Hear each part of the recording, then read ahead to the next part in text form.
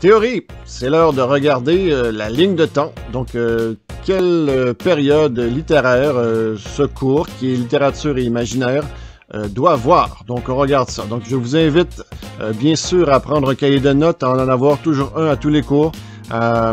C'est pour qu'on s'y retrouve un peu dans ce paquet d'informations. Donc, cahier de notes, s'il vous plaît. Cahier de notes. Ah! Cahier de notes. Donc, on regarde la ligne du temps. Et puis là, on a plusieurs années et on a une ligne. Et puis, entre chacune de ces années-là, il y aura une période qu'il faudra écrire. Donc, on va regarder toutes les périodes qu'on rencontre ou qu'on rencontrera durant la session. Donc, 1772, 1850, 1857, 1913, 1924, 1938, 1942, 1960, 1980 et les années 2000. Donc, on a 9 périodes, je crois. Donc, on regarde ça. Donc, c'est sûr que le cours commence à 1850, mais j'ai choisi de faire lire comme première œuvre Théophile Gautier, si bien qu'il faut voir la période dans laquelle il s'inscrit, qui est le fantastique. Donc, on regarde ça. Donc, 1772, 1850, les dates sont approximatives. Là, c'est moi qui décide quelles sont ces dates-là. Donc, c'est la période qui couvre le fantastique. Et puis, pourquoi est-ce qu'on a choisi 1772? C'est qu'il y a un roman qui... Hop là, il y a un roman qui paraît, qui est intitulé Le Diable amoureux. Il est publié par... il est écrit par Jacques Cazotte, et puis c'est un roman, dans le fond, qui met en scène vous voyez ici avec l'image, une morte amoureuse. Donc, on se demande finalement si ça n'a pas été justement le point de départ de l'inspiration de Théophile Gautier qu'on va lire. Donc, le fantastique, première période, c'est on démarre cette période-là parce qu'il y a la publication du Diable amoureux de Jacques Cazotte. Donc voilà pour ce qui est du fantastique. Et puis bien sûr, on connaît quelques personnages célèbres qui ont écrit des textes lors de cette période. On en a un exemple ici. Est-ce que vous connaissez ce garçon, cet homme avec la magnifique moustache? C'est Guy de Maupassant. C'est quelqu'un qui a à la fois écrit et des textes réalistes et des textes fantastiques. C'est quelqu'un qui a écrit sa production d'une manière fulgurante, presque à l'intérieur de 20 ans. Et puis, c'est quelqu'un qui écrivait beaucoup de nouvelles. Et puis, il a fréquenté aussi des prostituées, ce qui l'a amené à contracter la syphilis et à avoir des hallucinations. Donc, plusieurs choses nous sont tirées de là, peut-être. Donc, le fantastique, bien sûr aussi, nous, on va lire dans le cadre du cours les nouvelles de Théophile Gautier. On a le personnage ici à l'écran. C'est quelqu'un qui était un journaliste qui a voyagé beaucoup et son écriture est dense et touffue et pleine d'informations. Et puis, elle est... en quelque part historique aussi, parce que il se promène beaucoup dans les âges et puis ça fait des textes vraiment riches et vraiment denses. À un point tel où il a été l'inspiration majeure ou le pape quasiment de l'écriture pour Baudelaire, qu'on va rencontrer tout à l'heure. Donc c'est quelqu'un de tout à fait prolifique aussi dans son écriture. Donc, fantastique. Donc, ça nous a donné tout ce temps pour écrire le fantastique. Deuxième période, 1850. Qu'est-ce qui se passe? C'est le réalisme. 1850-1857. Il y a un personnage qui naît. Donc, ici, ce n'est pas une publication, mais bien la naissance d'un personnage. Donc, c'est Monsieur de Balzac, Honoré de Balzac, qui naît en 1850. Ah, bonjour, Monsieur de Balzac. Bonjour. Ah, ben, vous êtes très joli, vous avez bien vieilli, je vous félicite. Très joli, avec la petite moustache, c'est pareil, regardez, pareil à l'écran. Alors, quelle est la raison pour laquelle vous venez nous voir aujourd'hui? J'ai créé des personnages et des situations qui n'étaient pas considérées jusque-là comme artistiques. Vous avez créé des situations qui n'étaient pas conçues comme artistiques. Qu'est-ce que vous voulez dire par là? J'ai créé des personnages qui étaient des ouvriers, des prostituées.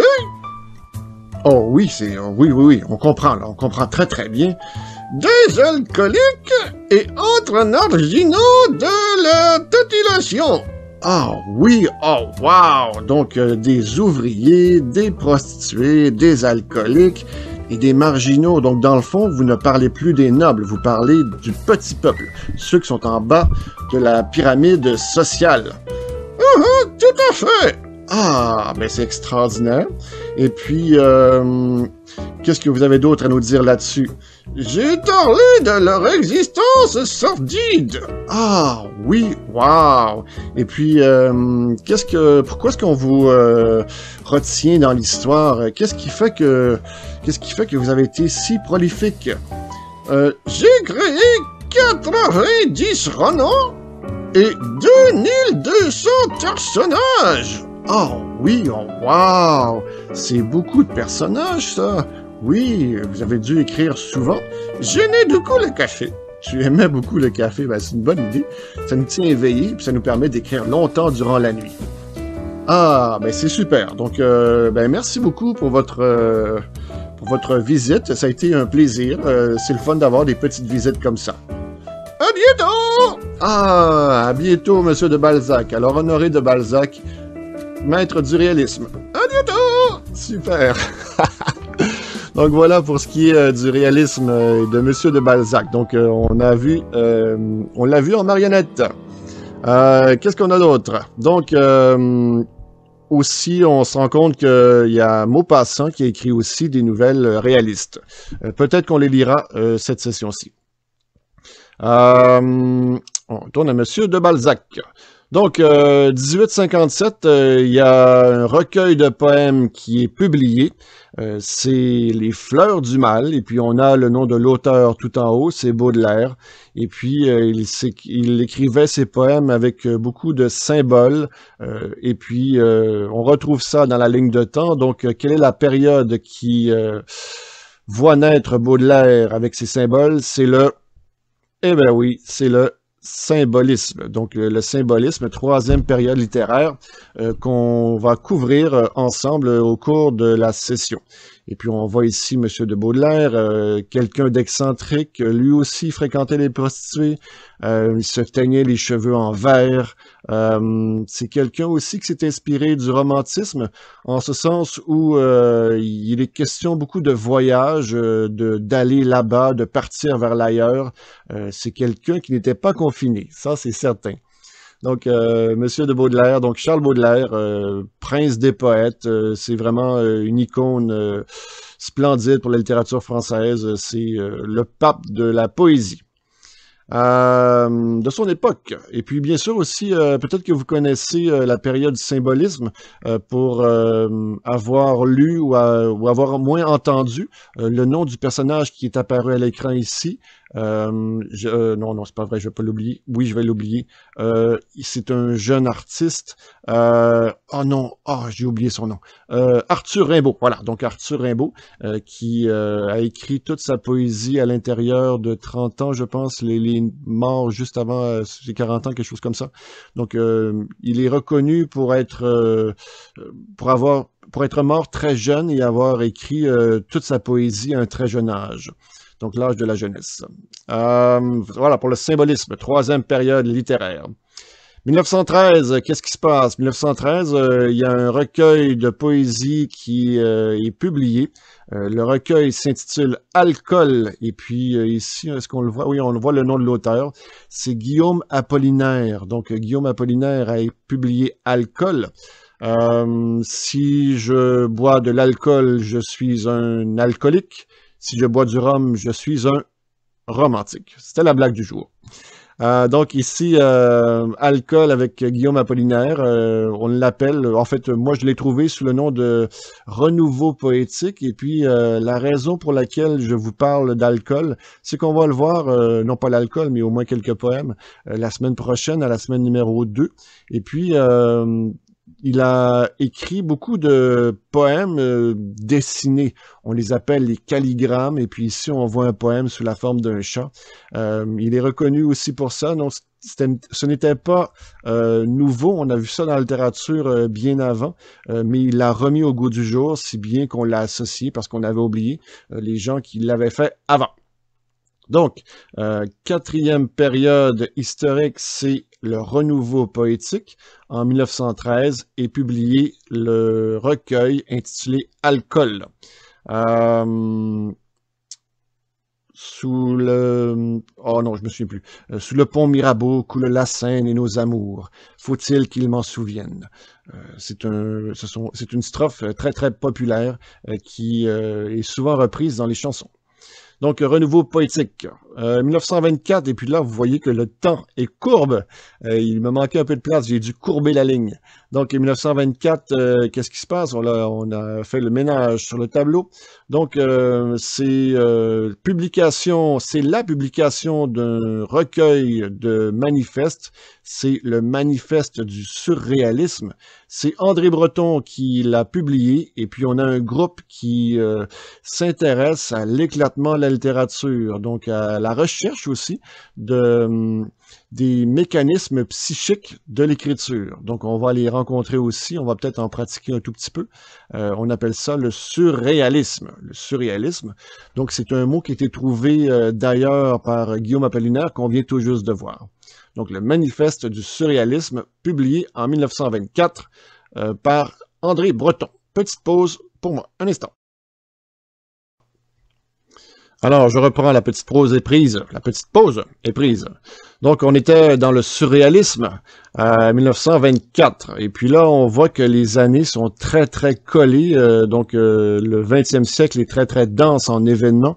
Et puis, on voit arriver quelque chose tout à fait connu, là, 1939-45. Donc, on a 1938-1942. On sait qu'il y a des conflits majeurs en Europe.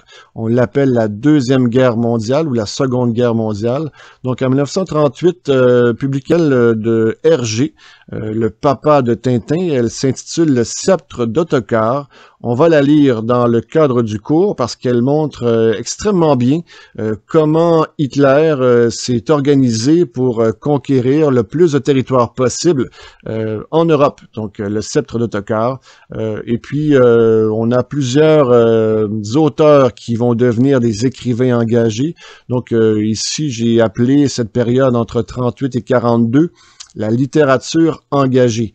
Donc, bien sûr, on a Hergé, Georges Rémy de son vrai nom, et puis on a d'autres personnes aussi, comme Boris Vian, que vous connaissez peut-être pour l'avoir rencontré dans les terres du jazz. Et puis, Boris Vian a écrit, entre autres, une chanson qui s'intitule Le Déserteur, un personnage qui ne voulait pas faire la guerre.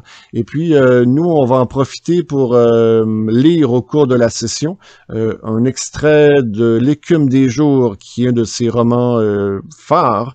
On va lire un extrait qui s'intitule La Cravate. On va regarder un tout petit extrait et on va regarder comment est-ce que l'absurde se développe dans son écriture. Donc, 1938-1942, 1938, publication du Sceptre d'Ottokar de Hergé. Et puis, voilà, donc littérature engagée. Donc là, il y a plusieurs auteurs qui vont écrire pour la résistance. 1942, personnage extraordinaire, roman merveilleux, non pas pour le bonheur qui s'y trouve, mais pour l'éclat ou la popularité du roman. C'est le roman qui s'intitule, ici on l'a à l'écran, L'étranger. Il est écrit par un type qui s'appelle Albert Camus, que vous voyez ici. C'est le plus bel auteur que je connaisse, peut-être. Il est très, très fashion. Il était très fashion. Malheureusement, Camus est décédé d'un accident de voiture et puis on dit que il était avec son éditeur, M. Gallimard, et la voiture dans laquelle il prenait place s'est enroulée autour d'un platane, autour d'un arbre, et on dit que la vitesse estimée était de 150 km/h. Oh non, quelle tristesse, on a perdu un grand auteur. Donc, Albert Camus, L'étranger, publication en 1942. C'est un roman qui a fait beaucoup parler de lui. J'en ai pris connaissance, moi, dans le monde de la musique. Il y a le groupe The Cure qui a voulu faire un hommage au personnage, en fait, à l'action du roman. Et puis, le titre de la pièce, c'était Killing an Arab. Et puis, ça voulait faire, c'était un hommage à l'étranger, mais malheureusement, plusieurs personnes ont capturé la chanson et en ont fait des hymnes, pas misogynes, mais des hymnes anti-musulmans. Donc, et puis là, ben, le groupe The Cure a dû reprendre les droits de sa chanson et de cesser presque de la jouer et de la publier. Donc ici, l'étranger, Albert Camus, en 1942. Il nous reste 3 périodes. 3 périodes. On y va. On y va! 3 périodes. Donc l'absurde, ça nous donnait tout ce temps pour écrire le nom de cette période-là, qui est l'absurde. Donc l'absurde qu'on connaît avec Boris Vian, avec aussi Albert Camus. Et puis bien sûr aussi, on connaît cette période-là avec Eugène Ionesco. Vous connaissez peut-être la pièce de théâtre La Cantatrice chauve, qui est absolument éclatée et qui fait le bonheur de tous les adolescents. Disons ça comme ça. 1960, on arrive dans mes périodes préférées, donc c'est la publication de 100 000 milliards de poèmes. C'est un recueil de poèmes, et puis on peut le dire comme ça, qui a été publié par Raymond Queneau. Et puis, ce sont des sonnets, ce sont des poèmes. Donc, un sonnet, on sait qu'il y a 14 vers. Et puis, je crois qu'il y a 30 pages. Et puis là, on peut modifier le sonnet à notre goût, ce qui fait qu'il y a 100 000 milliards de combinaisons possibles de poèmes. Donc, je pense qu'on n'aurait pas assez de notre vie pour lire toutes les combinaisons. Donc, ici, c'est le groupe de l'Oulipo. On va le rencontrer tout de suite la semaine prochaine. Je vais me promener dans le siècle comme ça. Donc, c'est un groupe qui fait associer les mathématiques à la littérature, donc la littérature potentielle. On va les rencontrer la semaine prochaine avec, entre autres, ce personnage qui se nomme Georges Perec, et voilà pour son amour pour les chats. Il est très très connu pour avoir écrit un roman qui n'utilisait pas la lettre E, la disparition. Je vous en parle la semaine prochaine. Donc ici, voilà pour l'Oulipo, donc période entre 1960 et 1980. 1980, dernière publication qui nous intéresse, c'est La condition postmoderne. C'est écrit par Jean-François Lyotard, et puis ça annonce le postmodernisme. Je connais cette période-là pour avoir lu le plus un auteur, en fait 2, Paul Auster, mais je connais aussi Frédéric Beigbeder qui a écrit entre autres L'amour dure 3 ans. Je vais voir si on va le lire en classe ou non. Là. Il faut que j'observe certaines affaires encore. Si on est capable de se le procurer facilement. Donc le postmodernisme, c'est l'éclatement des grandes tendances, des grandes croyances dans le fond. Voilà pour ce qui ou des grands genres. Donc, on verra ça en temps et lieu. Donc, ici, le postmodernisme. Donc, voilà pour ce qui est de notre théorie de la semaine. C'était la ligne de temps et ça nous a permis de voir plein de périodes littéraires sur lesquelles on va se pencher et on va lire des textes. Voilà pour ce qui est de la théorie de cette semaine. Maintenant, on s'en va lire une histoire, celle de Isaac Asimov, intitulée Artiste de lumière. À tout à l'heure!